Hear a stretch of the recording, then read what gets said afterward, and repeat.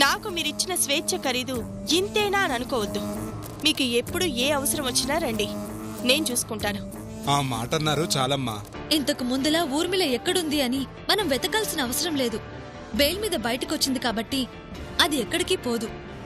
అంత స్వేచ్ఛగా అది బయటికొచ్చాక ఇంకా ఊరుకుంటుందమ్మా? నా విషయంలో ఊర్మిళ ఎంత తప్పు చేసిందో నువ్వు అంతే తప్పు చేశావు.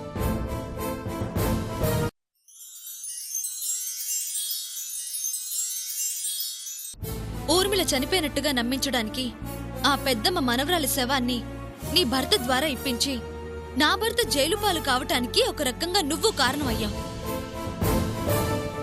ఏసీపీ గారి పాపని కిడ్నాప్ చేస్తే నీ దగ్గర దాచుకుని ఊర్మిళని తప్పించే ప్రయత్నం చేసి ఈ రోజుకి నా భర్త బయటికి రాకపోవడానికి కారణమయ్యావు. నువ్వు చేసిన తప్పులకి నీ భర్త నీకు శాశ్వతంగా దూరమయ్యాడు. నేనేం తప్పు చేశానని నా భర్త నుంచి నేను దూరంగా బతకాలి? తప్పు తప్పుకి శిక్ష ఉంటుంది. అనుభవిస్తున్నావు కాబట్టి అది నీకు ఈ పాటికి అర్థమై ఉండాలి. అవునమ్మా, ఆ అమ్మ ఇచ్చే చిల్లర పైసలు కాసపడి తప్పు చేశాను. ఆ బతుకొద్దనుకుని ఇదిగో ఇలా చాటుగా బతుకుతున్నాను. నీ మాటలు విన్నాను. ఊర్మిళ విషయంలో కల్పించుకుని మళ్లీ తప్పు చేయకూడదు అనుకుంటున్నావని అర్థమైంది. తప్పు చేయకూడదు అనుకున్నప్పుడు చేసిన తప్పులు సరిదిద్దుకోవాలని కూడా అనుకోవాలిగా. భర్తకి దూరం అయ్యావు కాబట్టి ఆ బాధ ఎలా ఉంటుందో తెలిసే ఉంటుంది. నీ భర్త ఈ లోకంలోనే లేడు, కాని నా భర్త ఉన్నాడు. మీ వల్ల జైలు పాలై చెయ్యని తప్పుకి శిక్ష అనుభవిస్తున్నాడు. నిజంగా తప్పు చేశాను అని నువ్వు పశ్చాత్తాపడుతుంటే ఇప్పుడైనా నా భర్తని బయటకు తీసుకొచ్చుకోవడానికి సహాయం చేయి. ఈ విధంగా అయినా చేసిన పాపాలకి ప్రాయశ్చిత్తం చేసుకో. చేసుకుంటానమ్మా, చేసిన తప్పులు సరిచేసుకుంటాను. చేసిన తప్పులు తలుచుకుంటూ రోజు సత్తా బతికే కన్నా నువ్వు చెప్పినట్టు చేసి నా పాపాల్ని కాస్తన్నా కడిగేసుకుంటాను. చెప్పండమ్మా, ఏం చేయమంటారు? మీరెట్టా చెప్తే అట్టగే చేస్తాను. అదే మాట మీదుండు చాలు.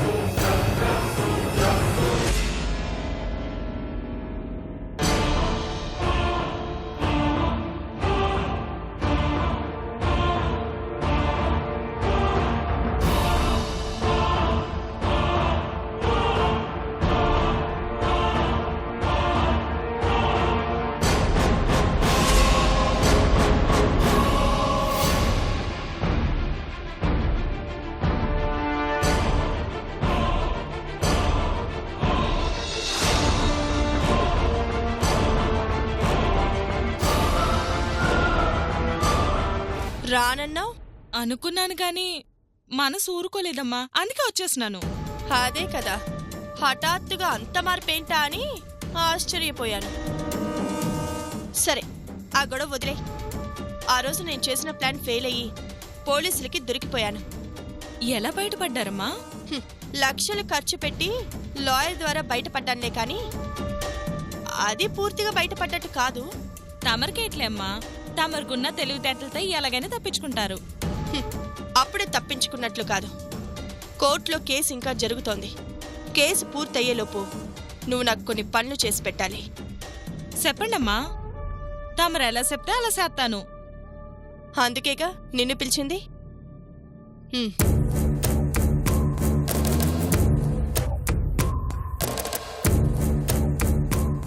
ఈ డబ్బుతో నేను చెప్పిన చోటుకి వెళ్ళి వాళ్ళని కలు. వాళ్ళు ఫ్లైట్ టికెట్స్ అవి ఇస్తారు. అవి జాగ్రత్తగా తీసుకొచ్చి నాకు ఇవ్వాలి. అటగేనమ్మా, ఇలాంటి పనులన్నీ సిటికలో చేసి పెట్టను. మాటలు చెప్పినంత సులభం కాదు. ఈసారి ఆ సావిత్రి నా మీద నిఘా పెట్టుంటుంది. దాని కంట్లో పడకుండా జాగ్రత్తగా ఉండాలి నువ్వు. అటగేనమ్మా, కొత్తగా ఆయమ్మ కట్ట భయపడుతున్నారేంటమ్మా? భయం కాదు, జాగ్రత్త. దానికి పట్టుదల ఎక్కువ. అందుకే నేను బ్రతికున్నానని ఎవరూ కనిపెట్టలేకపోయినా అది కనిపెట్టింది. అయినా తప్పించుకున్నాను కాబట్టి అది ఇంకా పట్టుదలతో ఉంటుంది. అందుకే కొంచెం జాగ్రత్తగా ఉండు అంటున్నాను. ఒక పక్క దాని విషయంలో జాగ్రత్తగా ఉంటూ నేను చెప్పిన పనులు చేసి పెట్టాలి.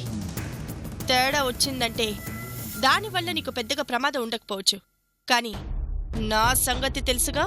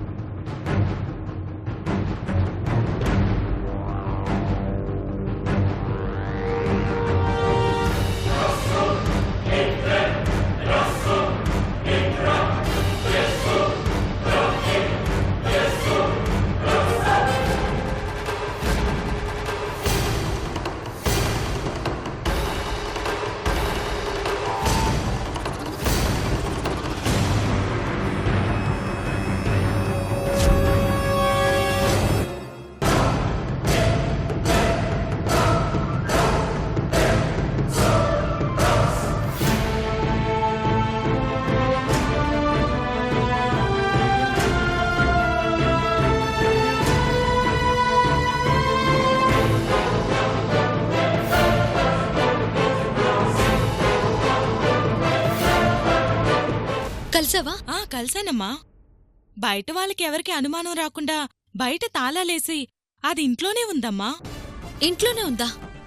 ఏముంటుంది? ఏముందమ్మా, వాళ్ళని కలిసి విమానం టికెట్లేవో తెమ్మని ఓ అడ్రస్ చెప్పింది. ఇదిగో ఈ డబ్బులిచ్చింది. ఎవరికీ కనిపించకుండా దాక్కుంది, కానీ తమరంటే బాగా భయపడుతూనే ఉందమ్మా. తమరితో జాగ్రత్తగా ఉండమని 1కి 10 సార్లు చెప్పింది. నా విషయంలో జాగ్రత్త పడుతుందని తెలుసు. నా నుంచి పూర్తిగా తప్పించుకోకముందే నేను జాగ్రత్త పడాలి. ఏం చేస్తారమ్మా?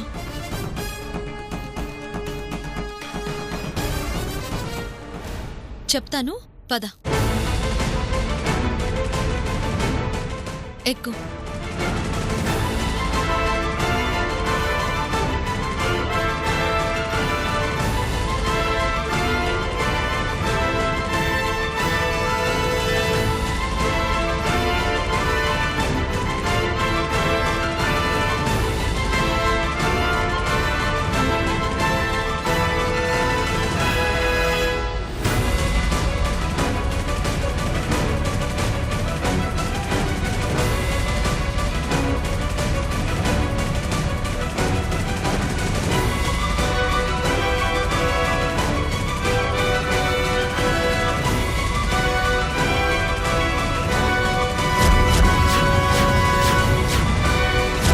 దిగు.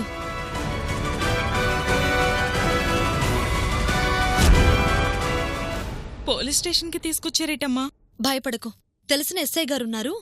ఊర్మిళ మీదికి మనం మాత్రమే వెళ్తే సరిపోదు. రా.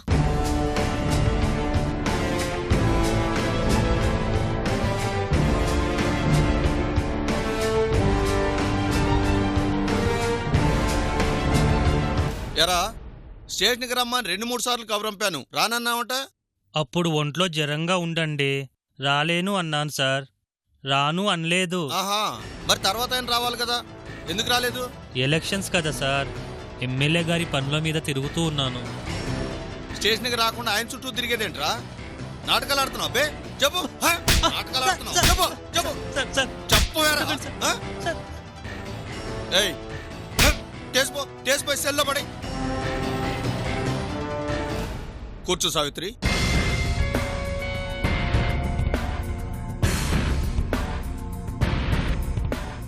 ఏంటి సావిత్రి ఇలా వచ్చావు? తనెవరు? ఎక్కడో చూసినట్టుందే.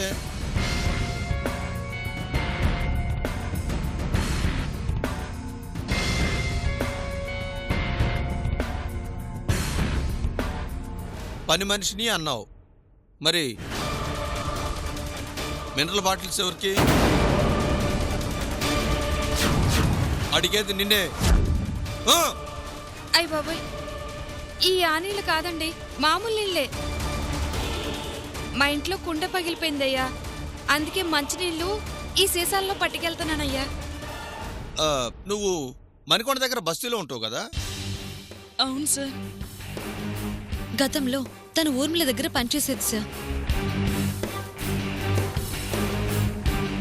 కానీ ఇప్పుడు చేసిన తప్పులు తెలుసుకుని నాకు సహాయం చేయడానికి వచ్చింది, చేస్తుంది కూడా. ఇంతలో ఏం చేసిందని అంతగా నమ్ముతున్నావమ్మా? ఊర్మిళ కాదు, కాజా మునిసా బేగం అయితే తను కోర్టులో చెప్పినట్టు బోరుబండలో వాళ్ళమ్మ వాళ్ళ దగ్గరే కదా సార్ ఉండాలి. కాదు కాబట్టే ఊర్మిళ తనింట్లో ఉంది. తనింట్లోనా? అవును సార్, తనిప్పుడే ఊర్మిళని కలిసి మాట్లాడేసి వచ్చింది. మనం వెంటనే వెళ్ళగలిగితే ఊర్మిళని పట్టుకోవచ్చు. ఊర్మిళ తనింట్లోనే ఉందా? ఉంది సార్. నీ మాటలు నమ్మొచ్చు కదా? తనిప్పుడు అబద్ధం చెప్పదు సార్. ఒకసారిలా తప్పు చేసే భర్తని పోగొట్టుకుంది.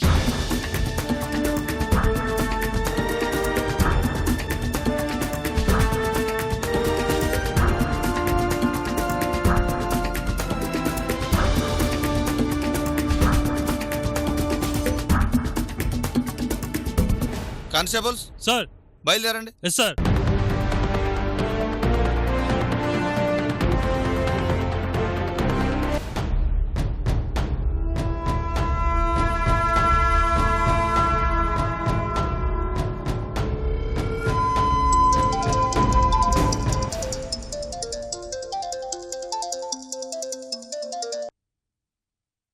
చెప్పు. అమ్మా, నేనమ్మా. నువ్వని తెలుసులే, ముందు విషయం ఏంటో చెప్పు. సావిత్రి గురించి తమరికో విషయం చెప్పాలమ్మా. ఏ విషయం? ఫోన్లో చెప్పేది కాదమ్మా. మరి తమరింట్లోనే ఉన్నారంటే ఇంటికొచ్చి చెప్తాను. సరే, ఇంట్లోనే ఉన్నానులే, ఇంటికొచ్చేయ్. అట్టాగేనమ్మా.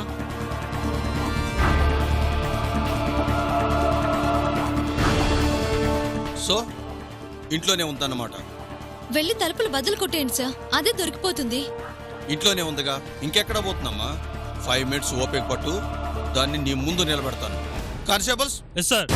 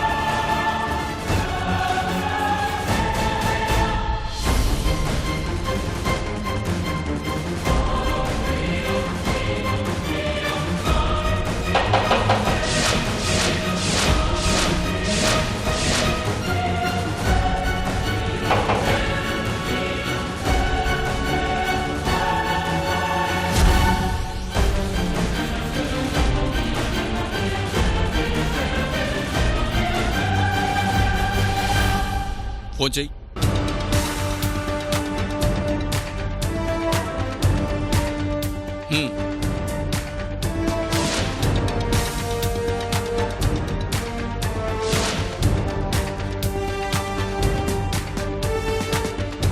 ఊర్మిళ లోపలుంటే ఫోన్ రింగ్ అవుతున్న సౌండ్ రావట్లేదేంటి? ఒకవేళ ఫోన్ సైలెంట్ లో పెట్టుకుని ఉండొచ్చు కదా సార్. ఒకసారి పిలు. అమ్మగారు అమ్మగారు, నేనమ్మా, తలుపు తీయండమ్మా. అమ్మగారు అమ్మగారు, తీయండమ్మా తలుపు. ఊర్మిళ, నువ్వు లోపలే ఉన్నావన్న సంగతి మాకు తెలుసు. మర్యాదగా తలుపు తీ.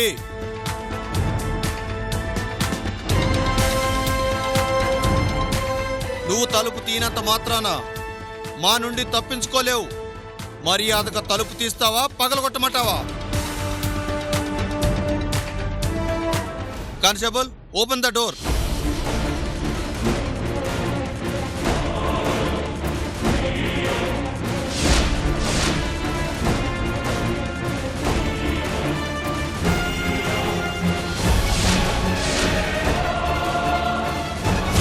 సార్ వచ్చింది సార్.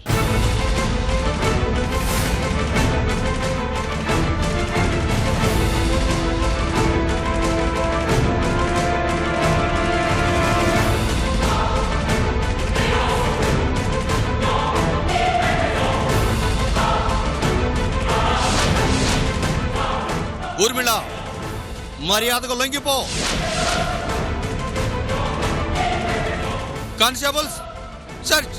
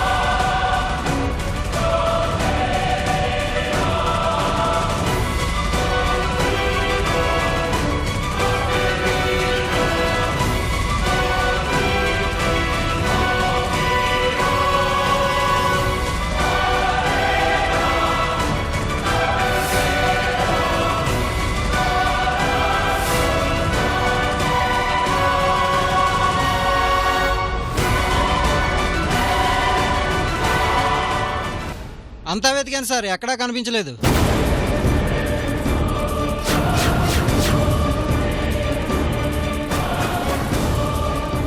ఏంటమ్మా ఇది?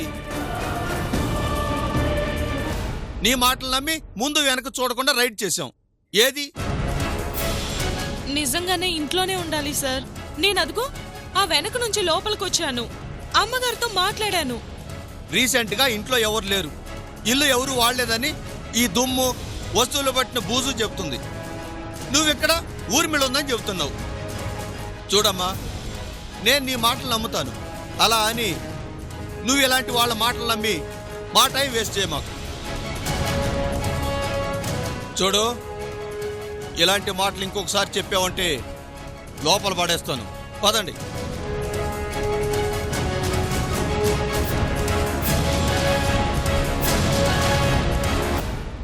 నేను చెప్పేది నిజమమ్మా.